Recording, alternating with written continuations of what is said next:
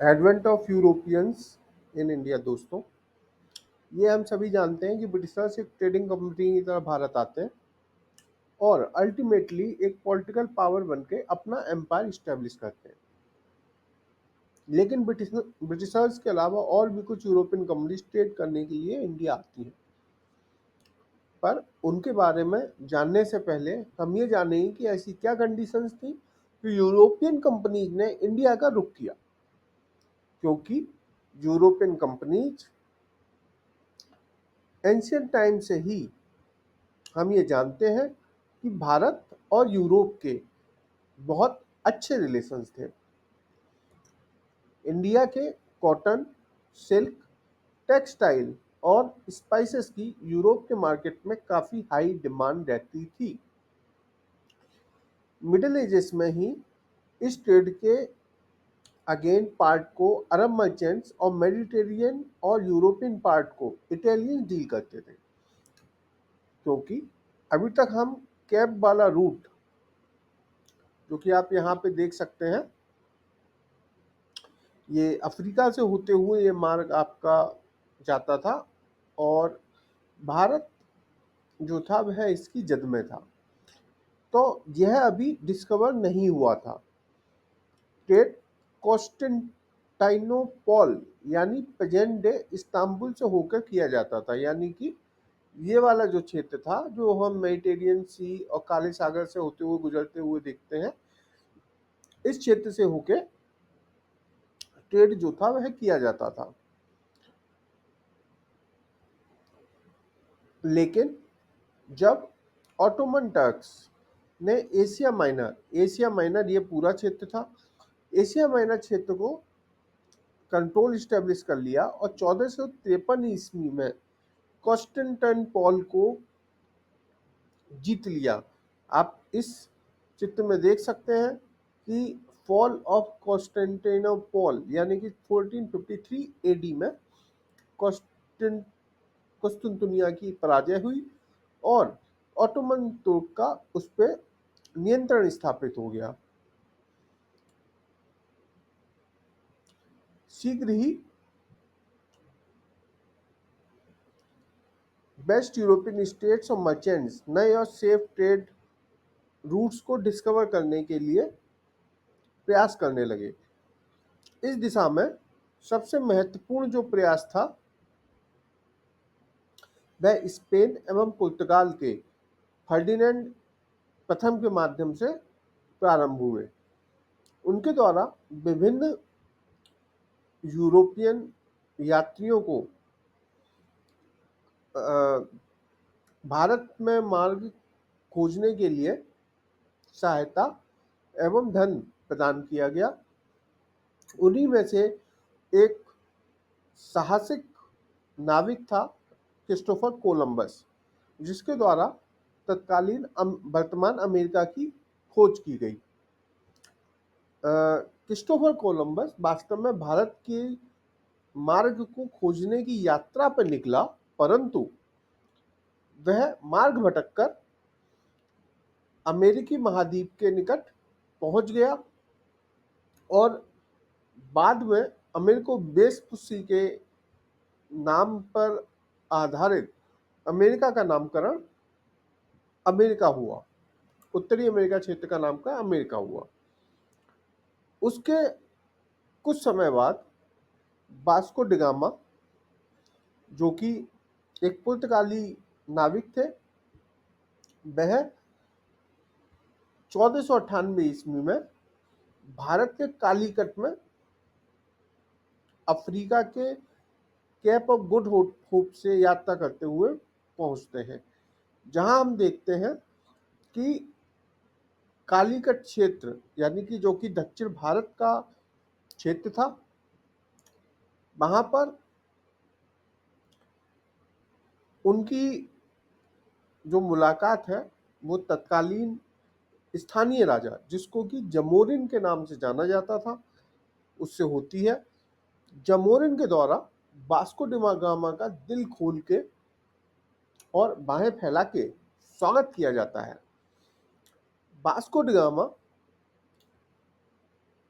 स्थानीय स्तर पर बड़ी मात्रा में व्यापार के लिए मसाले एवं कॉटन या कपास से बने हुए वस्त्रों की खरीदारी करके वापिस यूरोप लौटता है। यूरोप लौटने पर उसको खरीदे हुए माल से 60 गुना अधिक राशि उस सामान को बिक्री करके प्राप्त होती है। इस प्रकार वास्को डी गामा के द्वारा बार बार या 3 बार यूरोप से भारत की यात्रा की जाती है और उसमें लाभ अर्जन किया जाता है।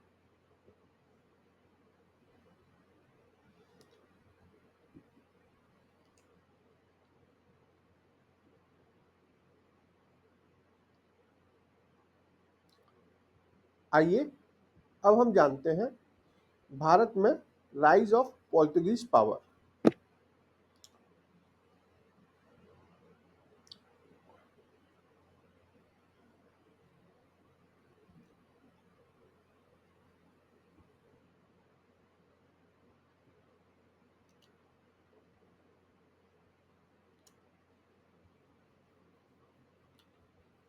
फ्रांसिस्को दी अल्मेडा, जो कि भारत में प्रथम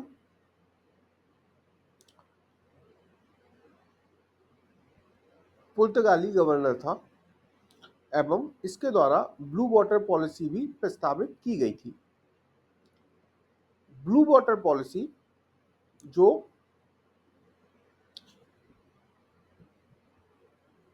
16वीं शताब्दी के प्रारंभ में पुर्तगालियों के द्वारा प्रस्तावित की गई का उद्देश्य हिंद महासागर पर अपना नियंत्रण स्थापित करना और लाभदायक मसालों के व्यापार को नियंत्रित करना था।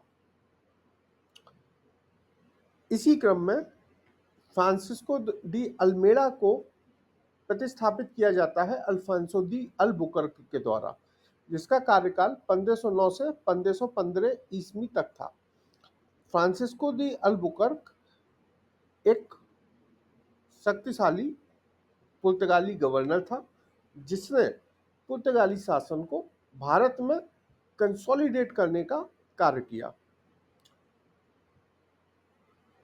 अल्फांसो दी अल्बुकर्क के पश्चात नीनो दो कुना पुर्तगाली गवर्नर जनरल बना और उसके कार्यकाल में सबसे महत्वपूर्ण कार्य कोचीन का के स्थान पर गोवा का राजधानी के रूप में घोषणा की गई। परंतु शीघ्र ही पुर्तगाली शक्ति के सामने अन्य यूरोपीय शक्तियों ने चुनौती प्रस्तुत करना प्रारंभ कर दिया और उसके कारण पुर्तगाली शक्ति न केवल यूरोप से बल्कि हिंद महासागरीय क्षेत्र में भी कमजोर होने लगी। आइए अब हम जानते हैं कि पुर्तगालियों का भारत में क्या प्रभाव पड़ा। पुर्तगालियों के द्वारा भारत में प्रिंटिंग प्रेस की स्थापना की गई, जिसके फलस्वरूप शिक्षा एवं सांस्कृतिक पुनर्जागरण को गति मिली तथा स्थानीय स्तर पर बड़ी संख्या में स्थानीय लोग जागरूक हुए। इसी तरीके से पुर्तगालियों के द्वारा भारत में टमाटर, प्याज, आलू तथा अन्य प्रमुख नकदी फसलों का प्रचलन किया गया। कला एवं संस्कृति के क्षेत्र में भी पुर्तगालियों के द्वारा बनाए गए वास्तुकला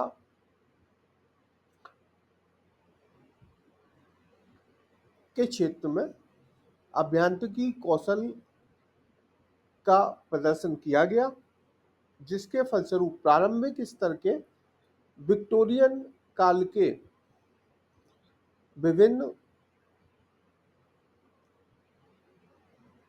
आर्किटेक्चर हमारे सामने आए। परंतु पुर्तगालियों के कमजोर होने के पश्चात भी वह भारत में 1961 तक बने रहे।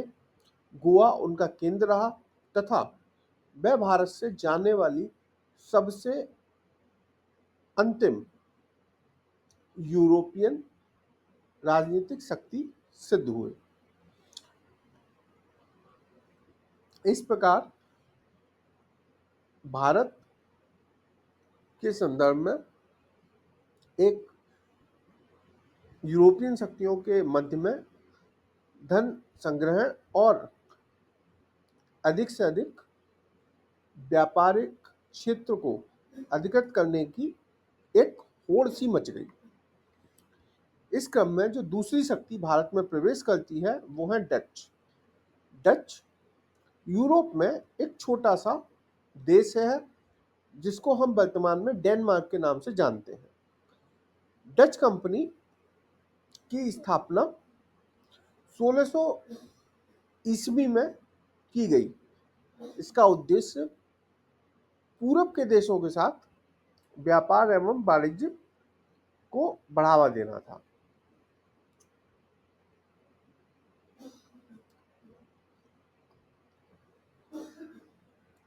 डचेस के द्वारा तत्कालीन मुगल सम्राट जहांगीर से व्यापार एवं वाणिज्य करने की अनुमति प्राप्त की गई।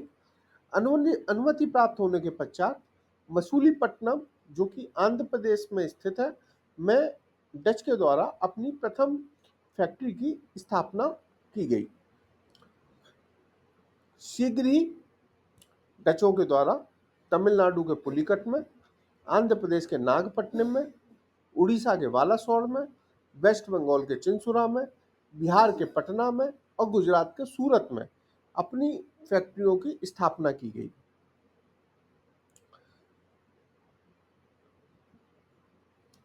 लेकिन चूंकि डच का पूरा ध्यान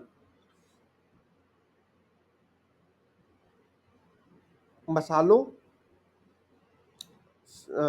रेशम, अफीम और नील के व्यापार में था, इसीलिए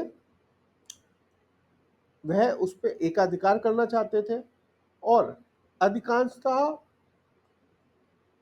डच इंडोनेशिया द्वीप में ही अपनी सक्रियता और आधिपत्य स्थापित कर ध्यान देते रहे। उसका परिणाम ये हुआ कि बैटल ऑफ बेदारा यानी कि बेदारा की लड़ाई में 1757 में वह ब्रिटिशर्स से पराजित हुए और शीघ्र ही वह राजनीतिक एवं सैन्य शक्ति के रूप में उन्होंने अपना महत्व खो दिया और मात्र व्यापारिक शक्ति बन के भारत में सिमट गए। आइए अब हम जानते हैं ब्रिटिश ईस्ट इंडिया कंपनी के बारे में। ब्रिटिश ईस्ट इंडिया कंपनी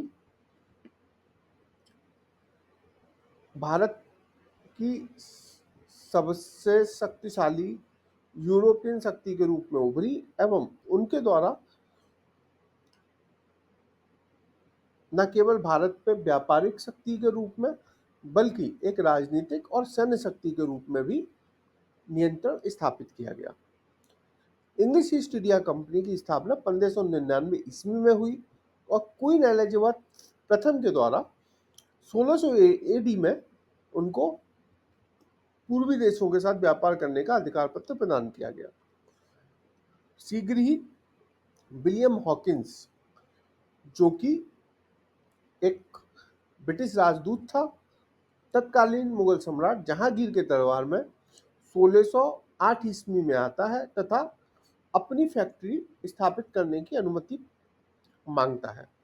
अनुमति मिलने के पश्चात 1613 में सूरत में प्रथम ब्रिटिश फैक्ट्री की स्थापना की जाती है, परंतु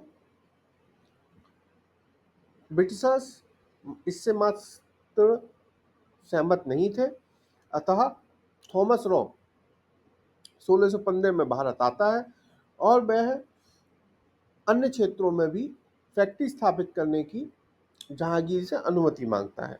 अनुमति मिलने के पश्चात अंग्रेजों के द्वारा बहुत तेजी से सूरत के अलावा अहमदाबाद, बालासोर, मछलीपट्टनम और मद्रास में अपनी फैक्ट्रियां स्थापित की जाती हैं।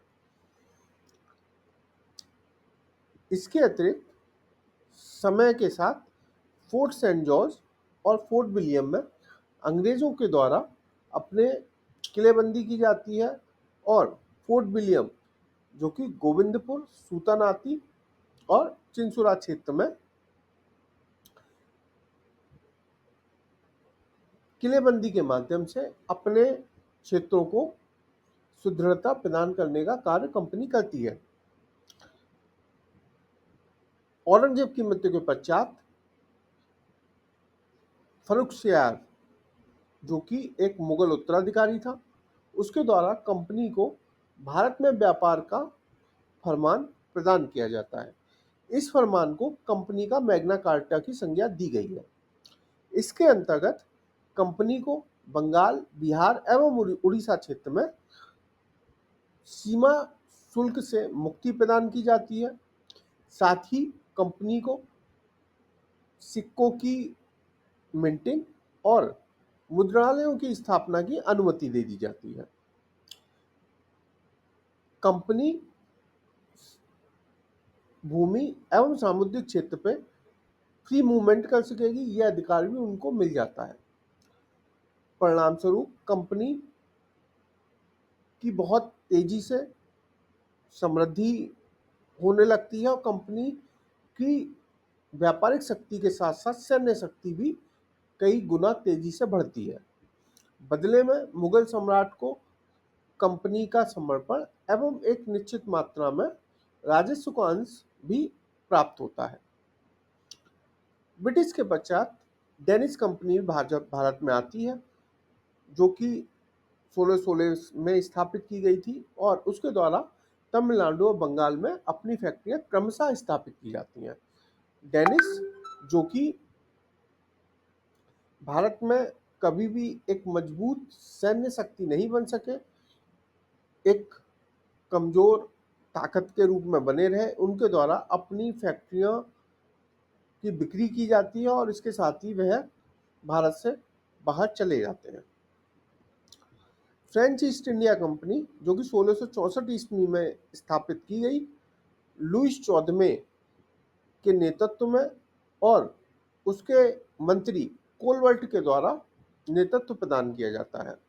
हमें यहाँ पे यह ध्यान रखना है कि जहाँ ईस्ट इंडिया कंपनी एक निजी कंपनी थी, फ्रेंच ईस्ट इंडिया कंपनी एक सरकारी कंपनी थी।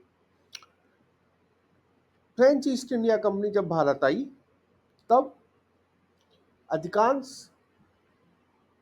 यूरोपियन शक्तियां भारत में कार्यरत थी, अतः उनको एक गंभीर चुनौती एवं प्रतिस्पर्धा का सामना करना पड़ा। लेकिन शीघ्र ही उनके द्वारा चेन्नई, माहे, कलकत्ता के चिंसुरा तथा मसूलीपट्टनम के आसपास वाले क्षेत्रों में अपना प्रभाव स्थापित किया गया और कंपनी को तेजी से बढ़ाने में योगदान किया गया। फ्रेंच कंपनी की बढ़ती शक्ति ने भारत में ब्रिटिश फ्रेंच राइवलरी को बढ़ावा दिया। इसके अलावा चूंकि यूरोप में ब्रिटिश और फ्रांस, ब्रिटेन एवं फ्रांस दो महत्वपूर्ण शक्ति थे और यदाकदा युद्ध में उलझ जाते थे, उसका प्रभाव भारत में भी हमें समय समय पर नजर आता है। 3 कर्नाटिक वॉर में जो कि हैदराबाद व कर्नाटक राज्यों के मध्य उत्तराधिकार के प्रश्न को लेकर छिड़े युद्धों से जुड़े हुए थे, में हम इस का उदाहरण पाते हैं। इसी क्रम में डुप्ले की एंट्री होती है जो कि एक बहुत ही चालाक एवं कूटनीतिक व रणनीतिक राजनीतिज्ञ होने के साथ ही एक साहसी व पराक्रमी योद्धा भी था। ने भारत में फ्रेंच गवर्नर के रूप में आगमन होता है और फ्रांस और भारत के शासकों की कमजोर स्थिति को देख के उसके मन में फ्रांसीसी कंपनी की शक्ति में वृद्धि करने और उसे मजबूत करने की प्रबल इच्छा जागृत हो जाती है। इस विषय में और डुप्ले की योग्यता और कूटनीतिज्ञता एवं उसके भारत पे छोड़े गए प्रभाव के संबंध में हम जानेंगे अगले वीडियो में। आइए अब जानते हैं निष्कर्ष। निष्कर्ष में